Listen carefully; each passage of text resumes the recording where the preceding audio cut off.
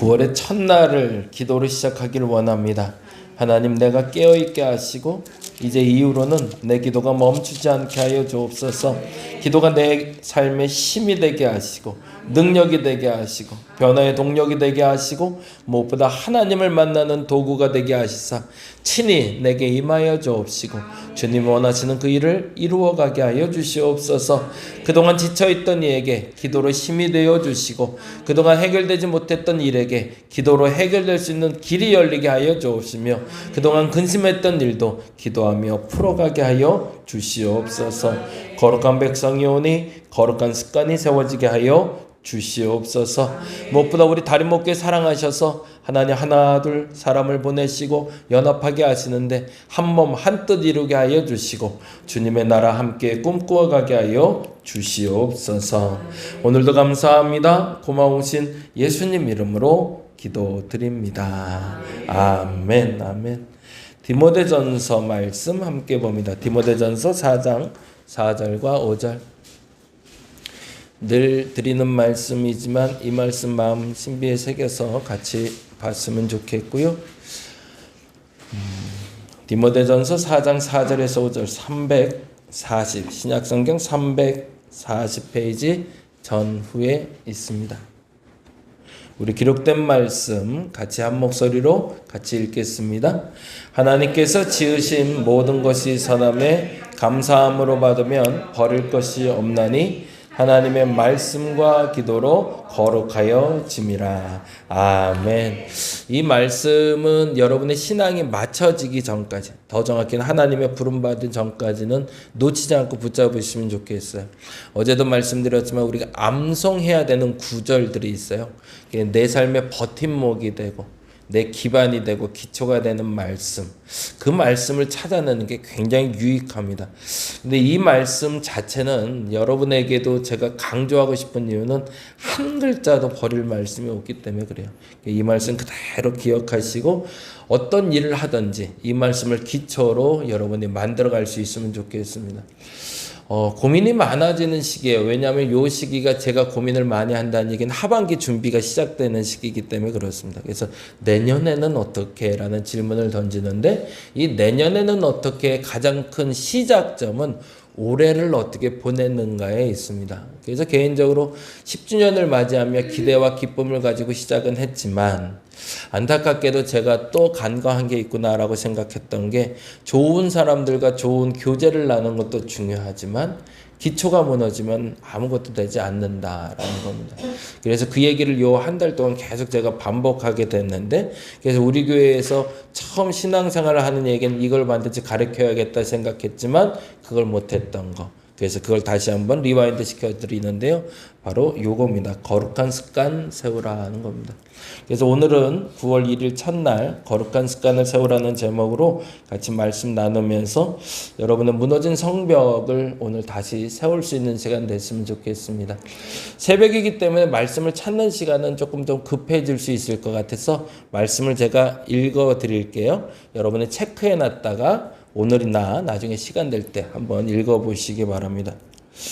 기도와 말씀은 개인 영성의 중요한 도구라고 얘기했어요. 다른 말로 하면 내 신앙생활을 점검하고 내가 하나님 앞에 바로 섰는가, 잘 가고 있는가를 알 수 있는 기준은 말씀 보는 일이 멈추지 않는가, 내 기도가 멈추지 않는가 했습니다. 100% 병들고 시험 들고 그리고 신앙이 무너질 땐 신앙생활의 기준이 되는 말씀과 기도가 무너졌기 때문입니다. 지금 처음 신앙생활을 하는 사람이든 지금까지 해왔던 사람이든 불문하고 모두가 다 건강한 신앙생활을 원한다면 말씀과 기도를 붙잡으셔야 됩니다. 그래서 오늘부터라도 한 장씩 멈추지 않고 성경 보는 것, 그리고 1분이라도 기도하는 시간 절대 멈추지 마시기 바랍니다. 근데 중요한 건 이 개개인이 모였는데도 불구하고 교회가 문제가 발생하는 이유는 공동체 영성이 무너졌기 때문에 그렇습니다. 그래서 개인은 말씀과 기도가 바로 서야 되지만 공동체는 교제와 전도가 함께 돼요. 지금 우리 교회에서 지금 잘 안 하고 있는 것 중에 하나는 교제는 너무 잘해. 근데 전도가 안 돼. 전도가 안 되는 게 아니라 못하고 있는 거죠. 몰라서 못하는 건 있지만 이유는 지금 잠시 후에 설명을 드릴게요. 이 그 그림이 수레바퀴 예화라고 내비게이터에서 신앙의 기초를 가르칠 때 하는 건데 나중에 이걸 이렇게 동판으로 해서 이렇게 하나씩 나눠드리면 좋겠어. 그래서 집에 하나씩 쫙 세워놓게. 그래서 집에 보면서 이거 해야지. 굉장히 중요한 그림인데 탁월하게 잘 그렸어요. 정 가운데 뭐가 있죠? 그리스도. 예수 안에서라는 게 시작이에요. 예수 안에서 기도는 하나님이 예수 그리스도를 통해서 우리에게 전달해 주시는 거예요. 말씀은 그리스도를 통해서 우리에게 오는 거고요. 기도는 그리스도가 나를 이끌어서 하나님께 전달하는 기능이라면 말씀은 하나님이 그리스도를 통해서 우리에게 내려주시는 거죠. 교제란 그리스도 안에서 만나는 거고요. 전도는 그리스도를 증거하는 겁니다. 이게 신앙생활의 기준이에요. 이게 무너지면 다 무너지는 거고요. 더 정확히 말하면 이게 균형을 잃으면 문제가 발생해요. 그래서 기도와 말씀과 교제와 전도가 그리스도 안에서 건강하게 일어나면 그 교회는 건강하고 그 성도는 건강합니다. 이제 구체적으로 좀 볼게요. 기도는 어제도 말씀드렸지만 같이 읽어볼까요? 감정을 통해 하나님의 뜻을 분별하는 수단으로 감정을 통해 뭐를? 은혜를 경험하는 겁니다. 나를 통제하는 기능이 되는 게 아니라 감정을 통해서 하나님의 은혜가 있다는 걸 알게 되는 거예요. 이게 은혜구나. 어떤 본문일까요? 시편 35편 13절인데 본문에 이런 말씀이, 그러니까 시편 35편 13절만 적어놓고 나중에 한번 찾아보세요. 이런 본문이 있어요. 같이 읽어보죠. 나는 그들이 병들었을 때에 굵은 베옷을 입으며 금식하여 내 영혼을 괴롭게 하였더니 내 기도가 내 품으로 돌아왔더라. 기가 막힌 본문이에요. 어떤 편이요? 원수가 있는데 원수가 나를 괴롭혀서 내가 너무 피폐해졌거든요. 근데 어느 날 보니까 그 원수가 병들었대요. 아이고 잘 됐다가 우리의 표현이잖아요. 그렇지. 나 그렇게 괴롭히면 넌 그렇게도 당해야지. 근데 시편의 기자는 그가 병든 걸 보고 나를 피폐하게 했던 그 원수를 놓고 기도했대요. 그가 병들었을 때에 내가 굵은 베옷을, 오히려 내가 회개하며 금식하며 기도해줘. 누구를 위해서? 그의 병이 낫기를. 그랬더니 성경은 어떻게 했대요? 내 기도가 내 품으로 돌아왔대. 그건 뭐죠? 내가 원했던 그 복이 내게로 돌아왔다는 거죠. 기도는 내 감정을 움직이는 겁니다. 그래서 표현이 이렇게 나오죠. 내 영혼을 괴롭게 했다고. 근데 그 감정을 은혜로 강화시키고 순화시켜서 그 기도했던 모든 은혜가 내게로 돌아오게 만드는 기능이 기도의 역할입니다. 두 번째, 말씀. 같이 읽어보죠. 이성을 통해 하나님의 뜻을 분별하는 수단으로 이성을 통해 뭘 경험하는 거예요? 은혜를 경험하는 거예요. 머릿속에 깨닫는 거예요. 이게 하나님 은혜였구나. 야, 그렇지. 이렇게 하는 게 맞았지. 딱 내게 좋은 거야 라고 말하는 게 아니라 이게 하나님 은혜였구나를 깨닫는 것. 그거를 우리는 말씀을 통해서 가능합니다. 성경은 히브리서 4장 12절에 이렇게 말하고 있어요. 같이 읽어볼까요? 하나님의 말씀은 살아있고 활력이 있어 좌우의 날선 어떤 검보다도 예리하여 혼과 영과 및 관절과 골수를 찔러 쪼개기까지 한대요. 이건 뭘 굉장히 냉정한 거죠. 냉철한 거고. 그래서 뭐 한대요? 마음의 생각과 뜻을 판단하는 힘을 주는 게 말씀입니다. 감정하고는 좀 다르죠. 감정은 나를 괴롭게 하고 나를 힘들게 하는 것처럼 보였어도 그 감정을 가지고 기도했을 때 그 감정이 풀어지고 오히려 남을 더 이롭게 하고 나도 이롭게 하는 거지만 말씀은 뭐예요? 찔러 쪼개고 나눠서 판단할 수 있는 기능을 만들어내는 게 성경의 도구의 기능이라는 겁니다. 첫 번째, 교제. 같이 읽어볼까요? 그리스도인 사이에서 기도와 말씀으로 경험한 하나님의 은혜를 서로 같은 마음으로 나누는 게 교제입니다. 그래서 늘 말씀드리면 교제는 우리 집에 무슨 좋은 일이 있어서 맛있는 거 있어 먹으러 와. 그리고 맛있는 거 잘 나눠 먹고 히히덕거리는 게 교제가 아니라 뭐예요? 기준은 말씀과 기도로 은혜 받았던 것들. 내가 그 원수를 놓고 기도했는데 내가 너무 괴로웠는데 하나님이 이렇게 풀어주시네. 내가 성경이 그렇게 안 보였는데 어느 날 성경을 보는데 이게 확 보여. 와, 이런 말씀이 있네 라는 은혜를 나누는 겁니다. 근데 중요한 건 교제는 같은 마음으로 나는 겁니다. 무슨 말일까요? 가르치려고 들지 말라는 거예요. 야, 기도는 이렇게 하는 거야. 이렇게 했더니 감정이 확 원하게 되고 그래서 사람이 변하더라. 너도 그렇게 해야 돼. 이렇게 가르치는 게 아니라 내가 이렇게 기도했더니 이런 좋은 게 있어. 너도 해봐. 라고 말하는 게 교제라는 거죠. 성경도 마찬가지. 내가 이거 보니까 이렇게 깨달았어. 야, 이거 기가 막혀. 너 그렇게 안 읽으니까 그렇게 안 깨달아지는 거. 이건 잘못된 거야. 왜요? 그건 수직 관계니까. 그래서 성경은 이렇게 얘기해요. 시편 133편 1절에서 3절인데요. 이렇게 되어 있습니다. 1절인데 읽어볼까요? 보라, 형제가 연합하여 동거함이 어찌 그리 선하고 아름다운고. 성경의 표현은 그렇게, 와, 너무 좋지 않아? 너무 행복하지 않아? 라는 표현이에요. 어찌 그리 아름다운 거. 야, 이걸 뭐라고 표현해야지? 너무 좋다. 뭐가 좋다는 거죠? 2절 읽어볼까요? 머리에 있는 보배로운 기름이 수염 곧 아론의 수염에 흘러서 그의 옷깃까지 내림 같고. 3절은 이렇게 되어 있어요. 헐문의 이슬이 시온의 산들에 내림 같도다. 거기서 여호와께서 복을 명령하셨나니 곧 영생이더라. 야, 어찌 그리 아름답냐. 왜 이렇게 좋냐? 너무 좋지 않아? 뭐가 좋다는 거예요? 비유로 두 가지를 들었어요. 똑같은 공통점이 뭐죠? 내림 같고요. 내림 같고. 아론의 수염을 흘러서 옷깃까지 내림 같고, 헐몬의 이슬이 시온의 산들의 내림 같대요. 헐몬은 이스라엘 맨 북쪽에 있는 산이고요. 시온산은 예루살렘을 얘기해요. 예루살렘까지 흘러내려왔다는 거예요. 아론의 머리에 기름을 내렸더니 그 기름이 옷깃까지 내려왔대요. 무슨 말일까요?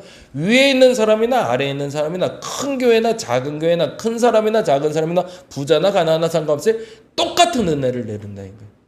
그 이슬이 그 이슬이고 그 기름이 그 기름이라는 거예요.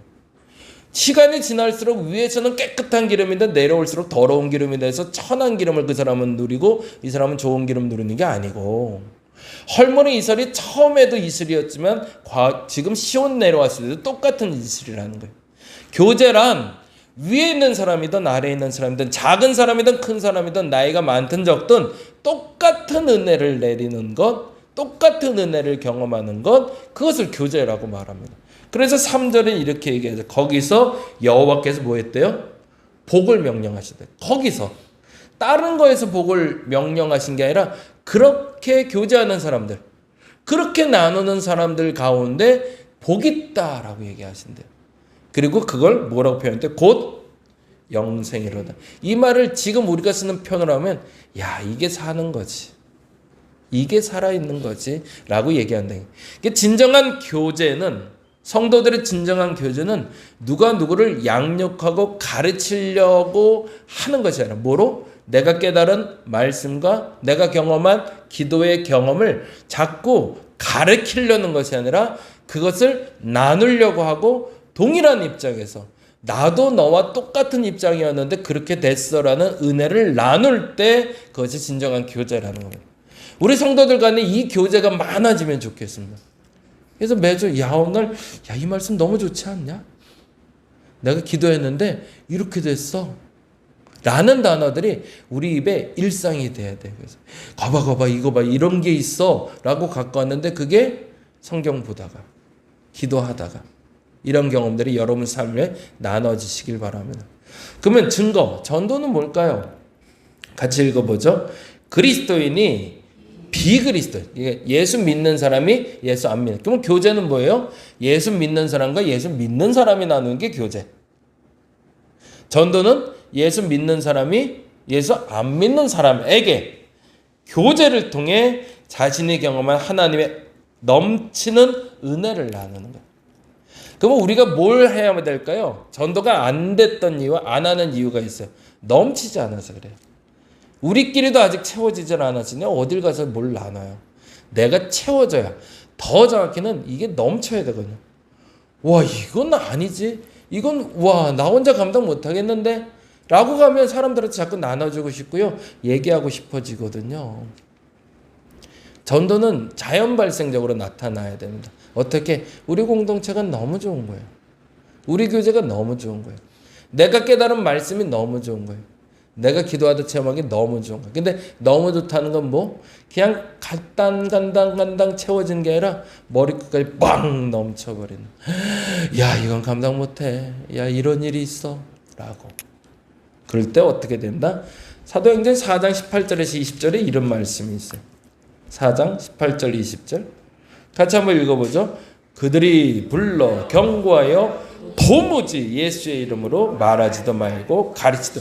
사도들에게 한 얘기예요. 예수께서 부활하신 다음에 120문도가 모여서 오순절에 마가의 다락방에서 성령 체험을 해요. 그리고 너무 뜨거워졌는데 이 사람들이 나가서 복음을 전하는데 이 사람들 때문에 사람들이 막 움직이기 시작하죠. 요동치기 시작하니까 이 사람들은 어떻게 감당할 수가 없는 거예요. 로마가. 이게 이 사람들에게 뭐라고 엎어주는 거예요. 너희들 모이지 마. 자꾸 몰려다니지 마. 근데 너희들 예수 예자도 말하지 마. 혼나. 라고 얘기했다는 거예요. 근데 그때 어떻게 했대? 19절에 베드로와 요한이 대답하여 이르되 하나님 앞에서 너희의 말을 듣는 것이 하나님의 말씀을 듣는 것보다 옳은가 판단하라. 난 아닌 것 같은데 라는 거죠. 근데 그 다음에 베드로가 멋있는 표현을 해요. 20절 읽어볼까요? 우리는 보고 들은 것을 말하지 아니할소. 야, 이걸 어떻게 참냐? 네가 하지 말라고 해도 내가 안 할 수가 없는 걸. 그리고 감옥에 갇혀요. 그리고 매 맞아요. 근데 나와서도 기뻐 하나님께 찬송하더라라고 표현이 되고 있어요. 저와 여러분의 삶이 이렇게까지 되기를 간절히 바랍니다. 그게 개인적으로 여러분께 늘 요청드려야 되는 거고 앞으로도 계속 말할 거지만 더 중요한 건 먼저 신앙을 가진 분들이 이 네 가지에 대해서는 분명해졌으면 좋겠습니다. 말씀이 먼저 바로 서야 돼요. 매일 말씀 보셔야 돼요. 매 순간 말씀이 중심이 돼야 돼요. 기도가 중심이 돼야 돼요. 밥 먹을 때도 기도하는 거고 자기 전에도 기도하는 거고 누구 만나기 전에도 기도하는 거고 누구 만나기 전에도 시간이 잠깐 짬이 나면 성경 보는 거고 길을 가다가도 성경 말씀이 떠오르면 한번 다시 펼쳐보는 거고 다시 암송해 보는 거고 이게 일상이 되시면 삶이 확실히 변하게 되더라는 거죠. 그리고 변하게 된 삶들이 교제하게 돼야 되죠. 야, 내가 길 가다가 갑자기 그 말씀이 보였는데 이거 기가 막혀서 내가 너한테 전화했어. 야, 너도 이 말씀 봐봐. 이건 너무너무 좋지 않냐? 이런 말들이 우리에게 일상이 돼야 된다는 거죠. 아들한테도. 또 간사님 얘기 한번 하면 우리 간사님이 옛날에 참 멋있는 습관이 있더라고요. 아들이나 남편이 어디 여행 가거나 1박이나 2박을 가면 꼭 용돈 주면서 편지를 써서 줬대요. 그래서 잘 다녀와 정도가 아니라 가서 뭐뭐 하고 와라고. 근데 최근에는 편지 쓸 때 꼭 쓰는 게 있대요. 성경 말씀을 써서. 본인이 오늘 보다가 깨달은 말씀대로 이 말씀이 너의 말씀 됐으면 좋겠어. 근데 굉장히 괜찮더라고요. 그래서 엄마가 주는 그 편지를 들고 아들이 여행을 가고 그리고 외부로 나갈 수 있도록. 너무 자연스럽게 그것이 당연해지는 삶. 그게 우리가 신앙생활이라는 거죠. 그래서 뭐 하는 거죠? 넘치는 거죠. 그 은혜가. 그래서 뭐 하는 거예요? 전도할 수 있을 때 교회도 건강해지고 나도 건강해집니다. 이 네 가지가 균형을 잘 잡을 수 있도록 내게 지금 이 수레바퀴 중에 뭐가 멈춰 있는지를 보시고 그것을 오늘 결단하시고 9월 첫날 이제 우리 이거 멈추지 않고 하리라 결단할 수 있는 여러분 되시길 바랍니다. 그래서 오늘은 이렇게 기도했으면 좋겠습니다. 같이 한번 읽어볼까요? 말씀과 기도를 통해 은혜를 받고 교제를 통해 은혜를 나누고 전도를 통해 넘치는 은혜를 전하게 하소서. 우리 하반기에는 이렇게 시작했으면 좋겠습니다. 여러분의 말씀과 기도가 여러분의 은혜의 도구가 되고 그래서 그렇게 은혜를 나누고 그래서 넘치는 은혜를 전할 수 있는 저와 여러분 되어주시기를 간절히 바랍니다. 기도하겠습니다.